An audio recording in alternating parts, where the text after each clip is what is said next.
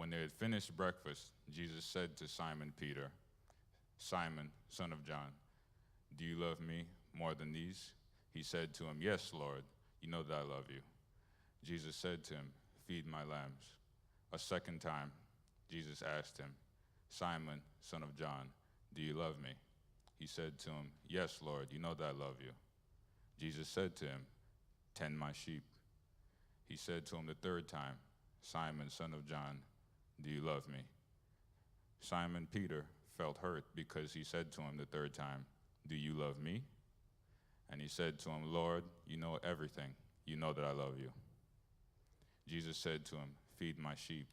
Very truly I tell you, when you were younger, you used to fasten your own belt and to go wherever you wished.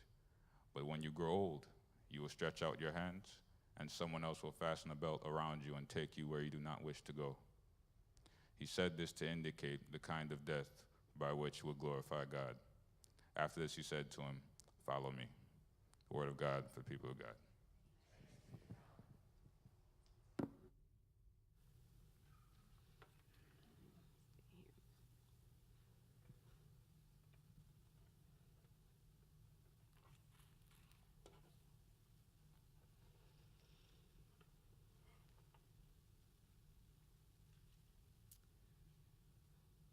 Happy Easter. Was that like a trepidatious Happy Easter, or are you confused? Did you know we're still in Easter? Did you know that? Easter is a season that continues up until Pentecost. So we are in the Easter season, so I still say Happy Easter. So let's try that again. Happy Easter. Happy Easter indeed, as we continue to celebrate and seek to understand and to live into all that the resurrection of Christ means for us and calls us to. We're very thankful for that, for this season. And so today, we're looking at a passage that is post-resurrection. That is after Jesus approached his disciples once, twice, the third time. For you see, this is the third time, as I said, that Jesus appears to his disciples after he had been resurrected from the dead. And Peter, Thomas, Nathanael, the two sons of Zebedee, and two other disciples were together. And Peter decided that, he said, "Let's go fishing." And the others said, "Yeah, let's go." And they went fishing and were fishing all night. Now, Peter and several of the other 12 disciples were fishermen before they were called to follow Jesus, and so they had made a living on catching fish. But this night, they, like probably lots of other nights throughout their life, kind of struggled and failed and didn't catch fish. But that morning, as the day broke, Jesus stood on the shore and called out to them. And he gave them some instructions, told them to try things a little differently than they had been doing, and told them to throw the net on the other side. And even though it was like, okay, it's not really something that us expert fishermen would necessarily do, but they did it and ended up catching tons of fish. Not literally tons, but lots of fish. When that happened, then they realized that that was Jesus who was standing on the shore, and Peter jumped in the water because, Peter's a very impulsive guy. And so he just jumped in the water, swam, and then the rest of the disciples kind of pulled the boat to the shore. And there Jesus had prepared breakfast for them. He had set up a fire and had fish and bread, and they had breakfast. And then we reach the piece of scripture that we just read today, where Peter and Jesus have a conversation. Now, it's important to note that the conversation that they had the last time they were together, one with the other, had been a very difficult one. It actually led to a very shameful piece of scripture. one that is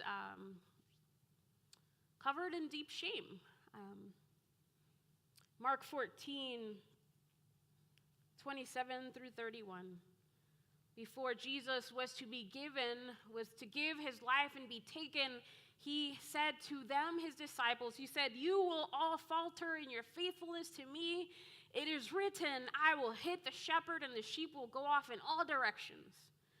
But after I'm raised up, I will go before you to Galilee." And Peter said to him, "Even if everyone else stumbles, I won't." But Jesus said to him, "I assure you that on this very night, before the rooster crows twice, you will deny me 3 times." But Peter insisted, "If I must die alongside you, I won't deny you." And then we jump ahead a little after Jesus had been arrested in Mark 16. It says, "Meanwhile, Peter was below in the courtyard," because Peter had kind of followed Jesus, like at a distance, like checking out what was going on.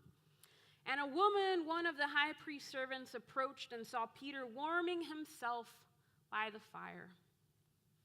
She stared at him and said, 'You are also with the Nazarene Jesus.' But he denied it, saying, 'I don't know what you're talking about. I don't understand what you're saying.' And he went outside into the courtyard, and a rooster crowed. The female servant saw him and began a second time to say to those standing, 'This man is one of them.' But he denied it again. And a short time later, those standing around again said to Peter, 'You must be one of them, because you are also Galilean.'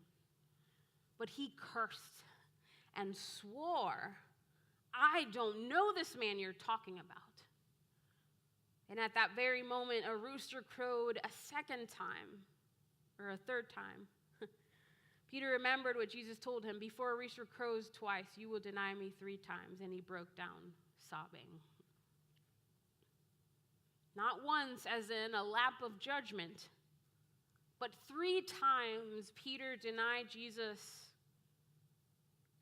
showing us some of his character, and in the midst of a culture of honor, breaking a public vow, and then publicly cursing someone. Peter had demonstrated horrendous betrayal. He had demonstrated to be lacking in integrity and honor. And so with all of this in the back of his mind, Peter's life having been changed by this, once again there's a fire. And Jesus invites Peter to sit with him.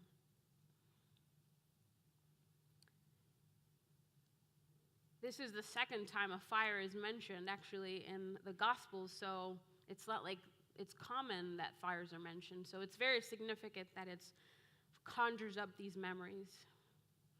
And then he asks him a question 3 times, as if to again remind Peter very clearly of what had happened. Now you might ask, is Jesus being mean? Is he trying to have him relive his agony, kind of throwing salt on the wound? I mean, it was very clear that this was a shameful thing for Peter.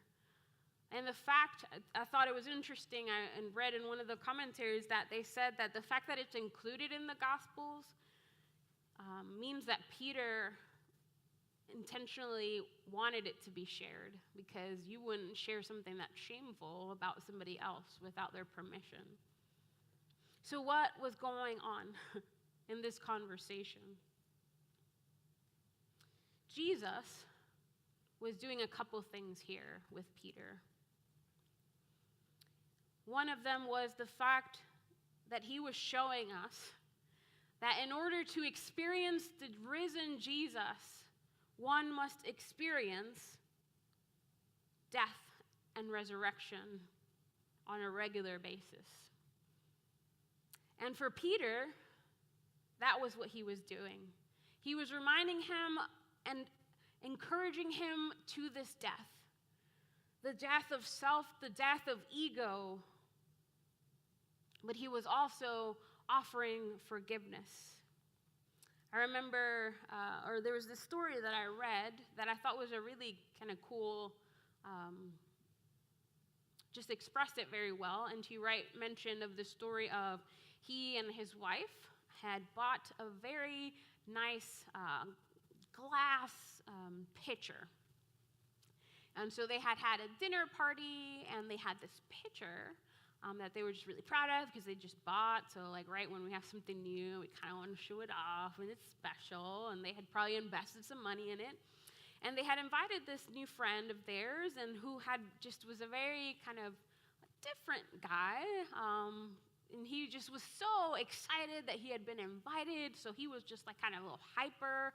And when they were cleaning up after the meal, he was cleaning things up, the guy, and had the pitcher to clean it out, and in his excitement to turn to someone else, just bumped with them and dropped the pitcher and broke it. Now, N.T. Wright and his wife were upset, like inside. They were like, oh my gosh, like this pitcher, but they didn't really want to hurt its feelings, so they were just like, oh no, it's okay. Yeah, no, don't worry about it, and just kind of let him leave. And Wright then explains that he and his wife kind of had this thought process of how does one extend forgiveness for something like this? Something like this being, it's not like huge. I mean, it wasn't like on purpose that he just like damaged property, but it was something that kind of like, dang it, like that stinks. And so what they did was that they invited the gentleman back to dinner, and after dinner invited him to help to clean again. And I thought that was a very just poignant example of this story as well. Not only is Jesus saying we must acknowledge that there was some wrongdoing, and we need to work on this and die to this, but he was at the same time entrusting him again.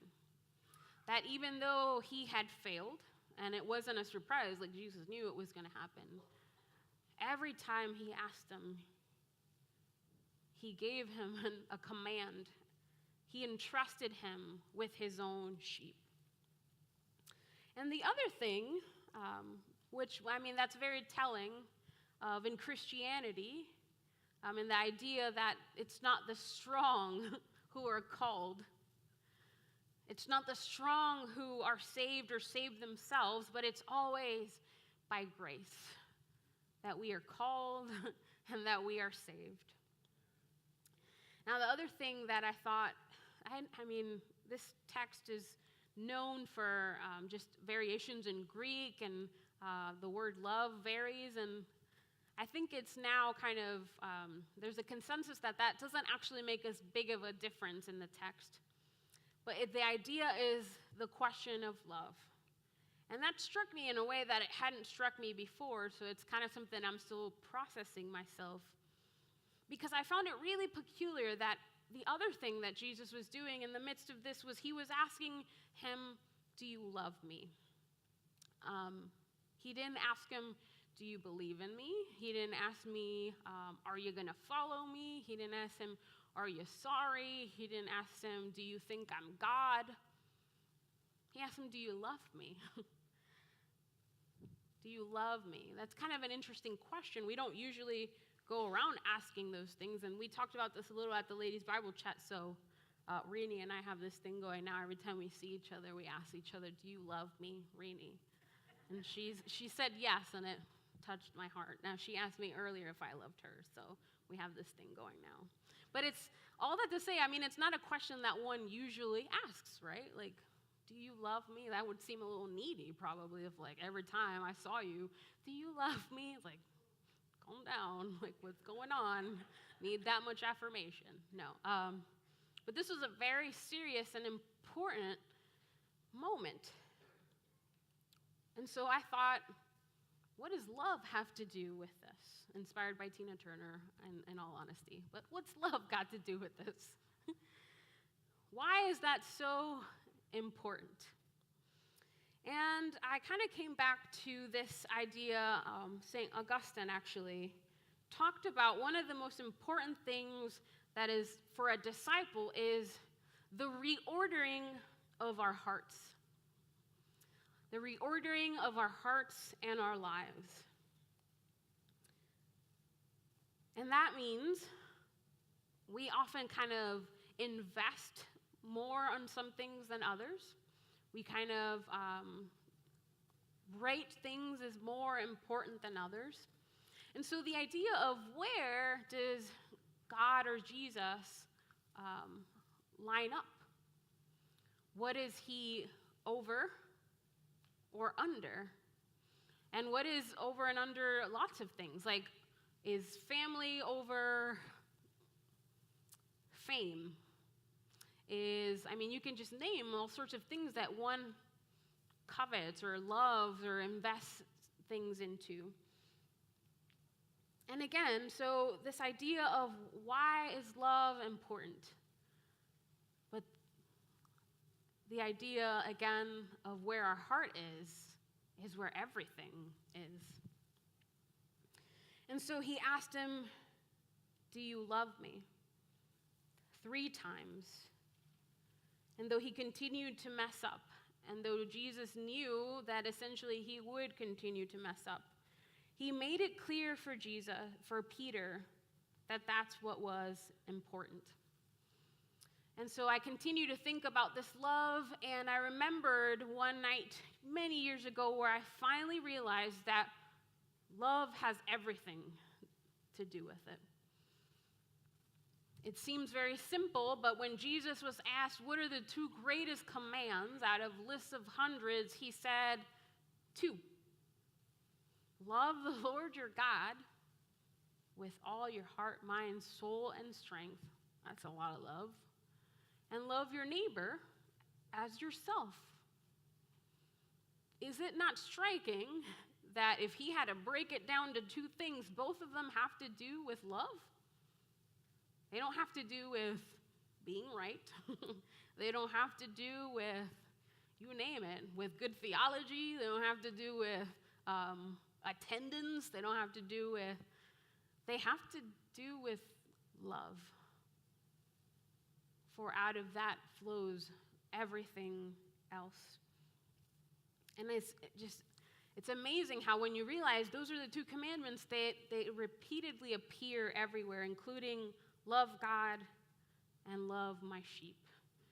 For in this passage where Jesus was reconciling Peter, reinstating Peter, he was also commissioning him not to just be a fisherman, but a shepherd. One who was humble, one who was tender, but one who is also bold and courageous. And so if we look at this passage and kind of ask ourselves the questions of, what does this mean for us? The question for me, there was a couple. One is, what are the fires that we are being called to gather around? That pieces that we're called to die and let Jesus bring back to life. One of the questions I often wonder is, why do we think the Christian church has been in decline in the U.S.? For some reason, this came to mind in this preparation. And I wonder it's because Christians don't love Jesus and others like they're called to. If those are the 2 great commandments, how are we doing on those? How are we doing on following Jesus, which is what he ultimately calls, and what it looks like is to love, but following Jesus? How are we doing on dying and being brought back to life regularly? We don't do so well in that because we don't like to die. We don't like to be uncomfortable. We don't like to sit around the fire and be asked 3 times about our failure. At least I don't really like to super embarrassed about this thing. Let's talk about it. No. So what are the fires that the things we're being called to bring to the fire? And once we have been brought back to life, how are the ways that we are being shepherds? How are we feeding and caring for the others? One last story. This happened just this, what's today? Sunday? Friday night. I went on my covenant retreat for 2 days, a day and a half this past weekend. And my covenant group is a group of other clergy women who we've been together for a couple years, and we have retreats twice a year. And I've talked about it some, and we get some time to be together and not check email, but also to do some of the Wesley questions. And so one of the questions that we often take time, one of the nights or the second night, to ask ourselves is, how is it with your soul? Which is one of the Wesley questions. And oftentimes, if I'm being totally honest, because pastors are disciples and not like supernatural human beings, often the soul piece sounds like everyone else's. It may be like, I remember one of us was like super peaceful and doing great, and some of us were like, I'm dry. I'm struggling. I'm doing all of these things. I'm doubting in all of these ways. And it's always such a healing time, which is why I've mentioned, I think small groups are, the ways that we grow in discipleship. But the funny thing was that we did it around a fire this time.